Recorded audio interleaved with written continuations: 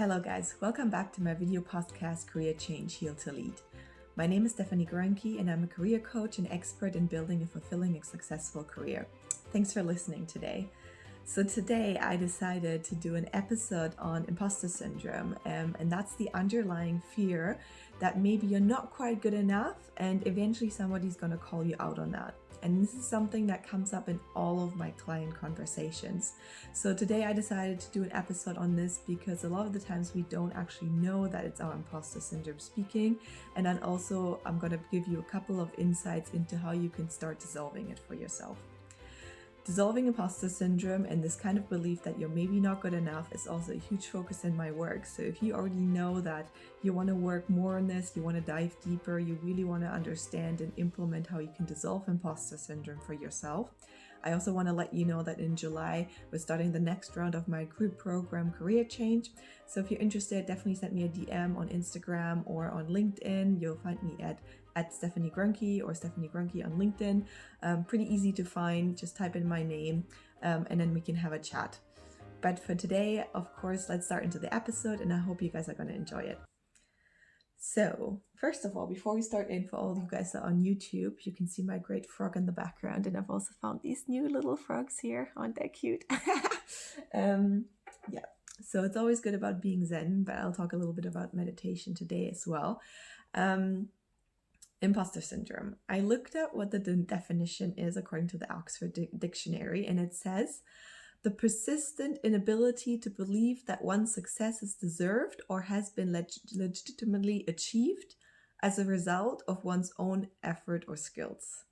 And I think this is a really on-point definition. It's also the things that I talked about previously in posts of mine, talking about insecure overachievers, is this kind of thing that we think we keep going, but it's never good enough. We need to keep pressuring ourselves to get better, because if we don't keep going, then eventually, somebody's going to bring us down, or we are going to bring ourselves down, or we're just going to be left behind. All of these are different versions of imposter syndrome speaking, basically. And why do I want to talk about this today? Well, I see a lot of the times that people come to me, and also the people that I grew up with career-wise, in one of my undergrad schools was one of the best universities for business administration in Germany. That I did my MBA in Cambridge, which is obviously one of the best universities in the world. And there's a lot of smart people there. But what I found in a lot of them, and also the big companies I worked for, the startups I've worked for, there's always this underlying fear that, what if I'm not good enough? What if I'm going to be found out? What if, things are not going to work out for me? And I've seen people not really going for what they want to in their lives because they basically are held, captive by this belief or by imposter syndrome. So I've seen people, not leaving their consulting career because they thought this was the only way to be successful, and they didn't really want to step out of it because in the consulting system, at least some of you maybe have been in consulting, there seem to be quite clear rules on what success looks like, and you kind of can perform similar to an academic career, where in an academic career you're also going to get told, well, if you have good grades, this is how success looks like. So people haven't stepped out of this career or have gone back into this career because they've gotten so used to this kind of reward system, I've seen super smart people not getting full-time employment, but always fixed contracts or just contracting work, and they didn't have a secure job. I've seen people stay in corporate jobs, although that wasn't what they wanted. I mean, if you love corporate jobs, definitely stick with it, but a lot of people don't, and they still stick with it because they think there's no other way. There's no other way to be successful. And also what I see increasingly happening is people feeling really anxious, waking up with anxiety every day. I've seen multiple people that are close to burnout, have been in burnout. I recently had a client at 24 years of age, and he's been through 3 burnouts already in his life. Because he always hustled and kept going and was so afraid to even slow down. And I just feel that this is no longer, at least in nowadays times, a healthy way of doing your career. And I just want to offer an alternative, because I think imposter syndrome fuels a lot of this behavior, and there's actually a different way. and always the first way in changing anything for yourself is when you start becoming aware of that it's even happening for you. So I've brought you a couple of thoughts slash yeah, kind of ways of thinking that we think eventually is normal, but actually this is your imposter syndrome speaking. So I'll introduce you to those and see maybe if you can spot yourself and if this is something that resonates with you, that you catch yourself thinking sometimes. Let's see. So one thing I hear a lot is, I don't challenge myself enough. How do I know I challenge myself enough? And most people that I speak to, at least, that tell me like, well, Steffi, I want to change my career somehow, but I'm worried if I'm changing something that I don't challenge myself enough. Or in the current career that I'm in, I don't think I challenge myself enough anymore. And then when we dive deeper into this, I see a lot of the times that people are actually exhausted. So I don't think their problem is that they don't challenge themselves enough. Most of the time you actually over challenge. You're just always on and you're always in high alert. So if you are feeling exhausted in some ways about your career, and you still have this thought of, I don't challenge myself enough, or maybe I don't challenge myself enough, it's a really clear sign that this is the imposter syndrome speaking. And I'll talk about how to dissolve some of this in a bit, but let me go through all of the thoughts first. Then another thing that I've heard a lot is, I'm not quite sure I'm making the right choices, or I choose the things for the right reasons. I'm really confused about what I want. How do I know that I'm making the right choice? And this speaks usually from a place of not trusting yourself, which makes sense, right? If imposter syndrome is that you don't think that you have deserved something or that you actually have the ability, then why would you trust your own choices, right? You would always have to mistrust yourself because you think at your core there's something wrong with you. So when you spot yourself thinking, well, I'm not sure what I want, or I think I'm choosing the wrong things or choosing things for the wrong reasons, that is also your imposter syndrome speaking. Another one is, in general, this kind of thing of, I don't trust myself. I always ask others for their opinions on almost any decision in your life, right? Should I take this job? Should I do it this way or that way at work? Should I go for this weekend trip? Should I do this and that? It's like you don't trust your own decisions and you don't trust yourself in what you think is right for you. So you constantly try to ask other people, which can also be a great thing. I'm not saying never ask other people for their opinions, but if your tendency is that you won't go for something unless you got it validated by the people around you, and if that's your default, then there's a high probability that this is also your imposter syndrome speaking.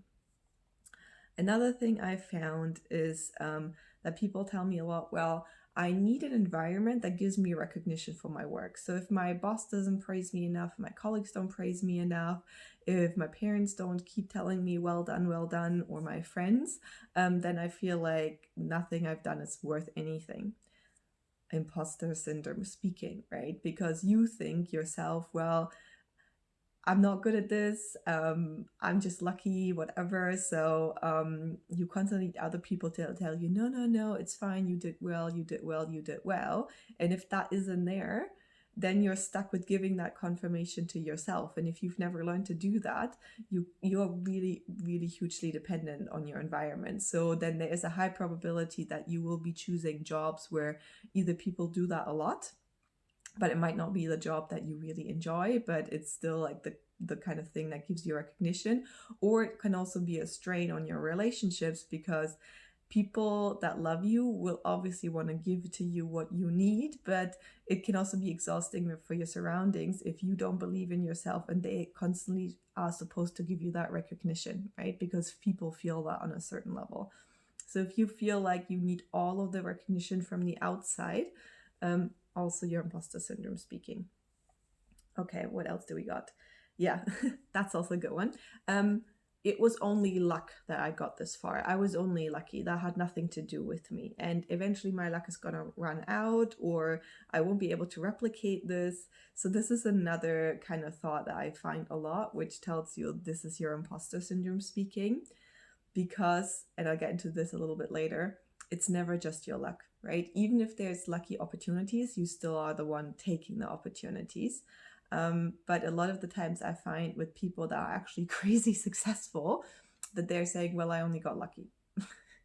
Yes, lucky might be part of the equation, but it's certainly not 100% of the equation, right? You had something to do with it. Your ability had something to do with it. And if you believe it's only luck, most of the time, imposter syndrome speaking. Okay, next one is I need to keep the pressure high on myself because otherwise I'm worried that I'll be falling behind or I'll get stuck or something like that.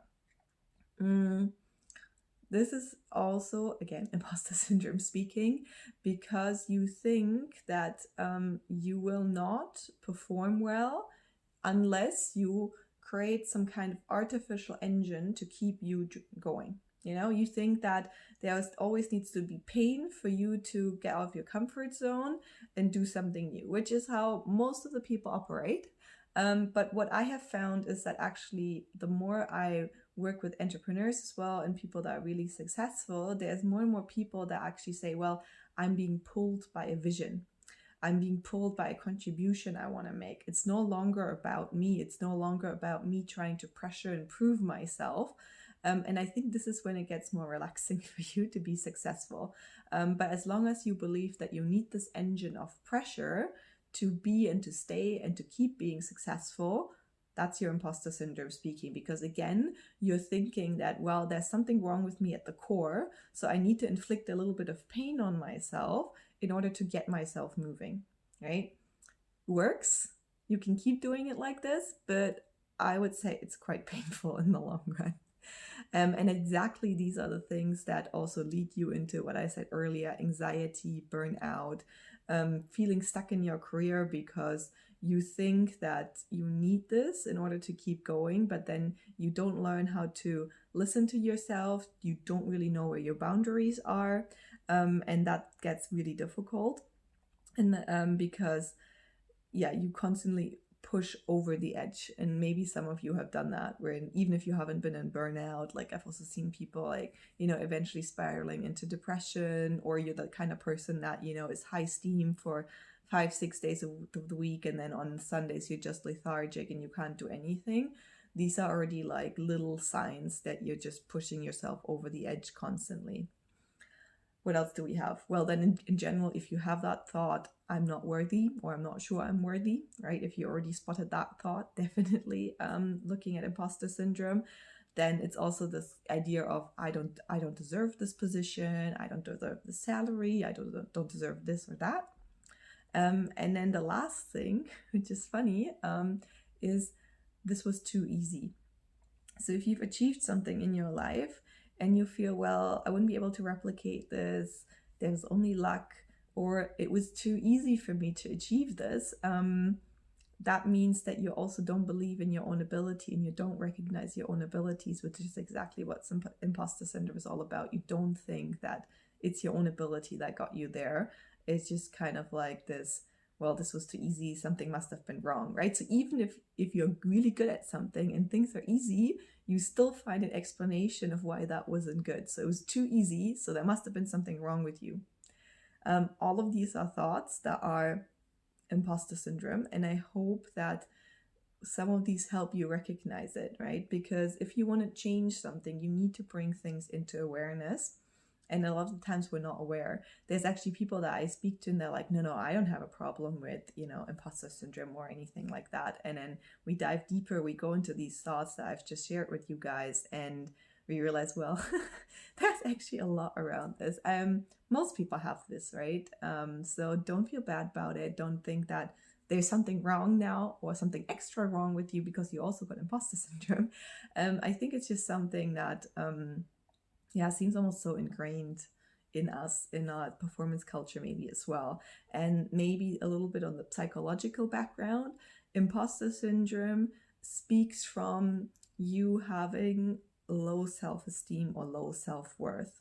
And I know a lot of us that are really successful and always high performers, we don't want to hear that, because when we start being in school and university and then in your job, you always get told, well, you need to be strong, you need to be confident. So we don't want to admit to ourselves that maybe we have some, you know, doubts around our own worth or esteem. And I just want to tell you that for me, it's been a breakthrough admitting this, because I would say I'm still really successful now, but I have a different pressure on myself now. I have less pressure because I don't constantly feel like I need to hide that, right? If you are someone who thinks, I need to be confident, I need to be confident, I need to like display myself like this or like that, and I need to like have this body posture and talk exactly like this, that usually also stems from an underlying doubt that, well, am I actually confident enough? So I need techniques to display confidence. And I'm not saying that these techniques are wrong. You can use them, they can be incredibly helpful for you. But the problem is that when you just display it on the outside, but on the inside you don't feel confident, then they're really just a band-aid that you try and put on top of a wound, but the wound isn't really healing. And what I'm trying to share with you is a way to actually start healing from the inside out, so that some of these techniques will just become your natural way of behaving because you actually feel confident and worthy from the inside. But yeah, that's kind of the background, right? So if you're thinking that you're not good enough or you're not worthy, these are all things that are coming from imposter syndrome. And the problem is when you believe this from the core, we tend to create an environment around us that proves this to us, right? So if you're thinking, well, I'm not good enough, you will constantly find yourself in environments that make you perform under high pressure, that suggests that maybe you're not good enough, or you need to do more in order to finally feel good enough. Or even if there are situations that ultimately prove to you that you are doing a great job, you will find a spin on the story that again proves to you that, well, you're not quite good enough yet. So changing this inner belief is really what makes you feel lighter in life, because otherwise you're constantly creating an environment and a life for yourself that keeps reconfirming what you believe according to imposter syndrome. So it's important that you change the core belief, and then you will create a different life for yourself, a different career, a different way of being in your career. That doesn't necessarily even mean that you have to change your job, but just becoming confident and literally trusting yourself again is a relief, no matter for which part of your life. So what are different ways of looking at these beliefs, and how can you switch them around? Well, one thing is that you have to start realizing that you're doing more than enough. Have you ever compared yourself to like what everybody else is doing? Are you doing lists every night of saying, what are 3 successes I've achieved today? What are 3 things that I'm grateful for today? Have you sat down and listed all of your achievements that you have achieved in the last 10, 20, 30, 40, 50, 60, whatever many years of your life? Just do it for the last 5 years. Really sit yourself down, and I'm asking you, write down at least 5 to 10 things and start that list, because a lot of the times we're really good at listing all our supposed failures, but we don't put our focus on all the things we've achieved. You also going to realize when you start working on this that, well, you're being paid for your results and not for the amount of hours that you work. I hear that a lot from people saying, well, if I'm not busy like all the time when I'm at work, I'm not worthy. Well, especially if you're a knowledge worker, you're not going to be paid for the amount of hours that you work. You're going to be paid for the results that you create.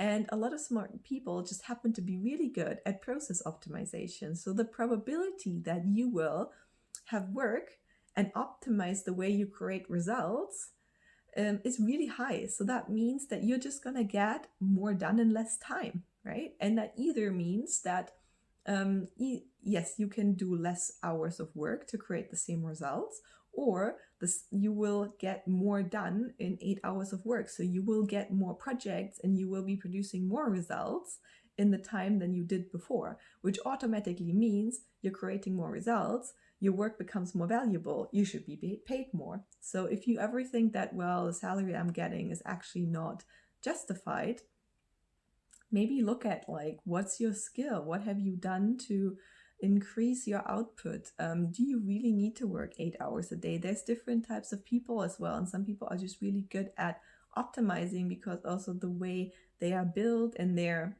let's say, energetical constitution doesn't allow them to work 12 hours a day. And you don't have to, right? It's about the results that you're creating and the value that you're creating for your company, for your clients, whatever this may be. But yeah, this is one way. You will learn to trust yourself more if you start listening to what's your truth. Because a lot of the times we don't even know what our truth is, what we want, because we've become so used to listening to everybody else and what they're suggesting about how we should do things. So start with little things of making decisions just for yourself, see how you feel about it. And what I've realized with my clients is that this is actually super liberating. And the more you do things by your own truth and you realize, hey, things are working out, my world doesn't come crumbling down, you will build trust in yourself. So make sure that when you want to trust yourself, you also keep those promises to yourself. Don't promise yourself something that you then don't hold, because ultimately then you're teaching yourself that I can't trust myself. What else? Yeah. Giving recognition to yourself. I think I already said that, but writing down little achievements of the day, little successes and general achievements, your skills. Ask people what they think your strengths are, because then you are able to give more of that recognition to yourself. Maybe see how you talk to yourself sometimes. I find this a lot in myself, but also in my clients, that we are our worst critic. And I know that we think we need that to improve, but actually a lot of the times it's really counterproductive. So are you actually speaking to yourself in a kind way? And the more you are going to be able to give that recognition to yourself, what would you like to hear from your parents? What would you like to hear from your boss? What would you like to hear from your colleagues? What would you like to hear from your friends? Say these things to yourself and actually start believing that that is true, because that's the way of giving yourself recognition, and you're going to feel less the need of getting it from others. I'm not saying you should never get recognition from other people. It's still nice. Even I enjoy it, but it's more about you being able to give this to yourself and not being dependent on other people giving this to you. Okay, then the thing with luck, right? You will realize that part of you being lucky is also that you have the ability and the focus to spot good opportunities. Because there's always luck there, but there's still only opportunities. You still need to grasp them, you need to go for it, you need to make a decision to go after something. And then yes, luck might be part of the equation, but it's never all of the equation. And if you're constantly focused on all the bad things happening in the world, there's probably a lower probability of you spotting good opportunities. So that in itself is an ability to do that. So don't tell yourself that it's all just luck that you're successful. It's definitely your ability as well. Let me see what else we got. Okay, pressure. What I have found, and maybe this takes a bit of soul searching for you if you haven't done this before, but what I have found is that a way to dissolve imposter syndrome is to really ask yourself, well, where do I put pressure on myself? And if I take the pressure away, will I stop doing these things? Or actually, when I take the pressure off myself, I create room to find inspiration, to be creative, and to find things that pull me. This could be things like, yeah, I know it's a lot of the time used term purpose, but it could just be something that you feel like, well, I'm making a contribution to something here, I'm having an impact on something, and that in itself is pulling me to go forward. It's not so much that I constantly feel I need to prove that I'm good enough, and that's why I keep going for things, but you start finding the things, or things will start finding you that actually give you that kind of inspiration. And that's a very different quality of how you're going to develop and improve and be more successful than if you constantly feel like you need to pressure yourself. And then the last thing I've had was allow yourself or allow things to be easy. Because if you're really good at something, which is the thing that I want you to realize, you're going to realize that it's fine for you if things are easy. If not everything needs to be a fight, not everything needs to be extremely difficult. And that's important for you to remember, because a lot of the times when something is easy, we feel like we can't value it that much because it wasn't a fight, because it wasn't extremely difficult, or because you can no longer talk to all the people around you that keep complaining about work and life and how shit everything is. Um, but yeah, you're just making yourself and your life miserable this way. So start trying to find proof of where things are easy, where things are allowed to be easy. Be proud of yourself, give yourself recognition if you did something that actually felt easy to you. And I feel that in many ways, maybe not in all parts of my life, but I've always had this attitude when it came to sports. And I've been an athlete in different sports. I did horse riding, I did gymnastics, I did track running, rowing, even played football for a while. And whenever somebody told me, wow, you need to do this strengthening exercise that many times a week, and really consecutively work up to it, I was always like, oh, this is really hard. So I was someone who tended to switch between different sports, because that really helped me improve in another sport, but in a way that felt much easier for me. So I was always focused on finding an easier way than even maybe the way that other people presented to me. So as an example, I always wanted to do handstands and headstands and underarm stands and yoga and stuff. And well, they told me, well, you have to do this sun salutation that many times. In the end, I ended up going to Olympic weightlifting classes for 2 weeks. And afterwards, I had all the strength in my arms I needed to do those things in yoga, right? Just as an example. Or, in gymnastics, there was one way of stretching, but I felt it wasn't really working for me. Sometimes my muscles were getting even more tense. So I got myself a physiotherapist. I did more of my yoga stretches because I felt they helped more with what I had to learn for gymnastics. In gymnastics, they tried to teach me dancing. I sucked at it. So I asked one of my bar teachers in the yoga studio, who was also used to be a dancer, to teach me some moves, right? So I always tried to find different ways to get to the same result, but in a way that seemed easier to me. So allow yourself to find these ways. And overall, I would say, if you want to dissolve imposter syndrome, if you want to feel worthy, the first step, like I said, is to become aware that it's even something that is steering you right now by these thoughts that I've shared. And the next step in shifting things around is that you have to do it on 3 different levels. The first one is acting, the other one is feeling, and the next one is thinking. So we talked a little bit about acting, right? You need to start acting as if you are worthy. So start saying no to things, for example. Ask for the salary that you want. Start trusting your inner voice and start acting by it. Start setting boundaries. All of these are things, because the more we act out of a place of worthiness, the more we will get that reconfirmation, literally to our entire, even physical being. We're like, oh, I survived. I said no and I survived. Okay, great. So because a lot of the mechanisms we have going on are survival mechanisms. So you somehow thought at some point in your life, well, if I think of myself as not good enough, this helps me to survive. So now we need to find a way of getting you to feel good enough and realize that you're still going to survive. So that's the second thing, it's thinking. How do you think about this? When did you first ask yourself questions like, when did I first start thinking that I'm not good enough? What proof did I collect back then? And is that really 100% true? Can I find any proof that this might not be 100% true? So all of these are things for you that you can work with. And then the last part is feeling it. And I know this sounds a bit weird, but this is especially maybe some of the work that I do in my programs, which might be difficult to do by yourself, but you can do it, is things like inner child work. Maybe you have done meditations on this. Maybe you've heard about, healing your hurt inner child, because there are insecurities inside of you.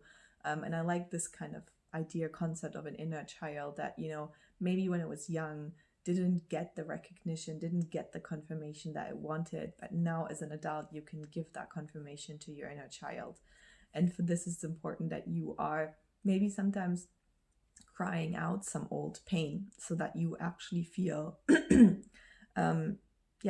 can switch it around, because just thinking about it is not going to change things for you. You need to feel through certain things as well. So I like the saying of saying healing happens when you feel it. Sometimes all you need to do is feel some of that old pain, allow it some space, cry about it, even if you're a guy, or sit with it. So if you are someone who does meditation, or wanted to start meditation, sometimes just sitting with it. Next time you are in a situation where you feel triggered in your worth, and you're like, oh my God, I'm not good enough. Somebody's going to find out I'm not good enough.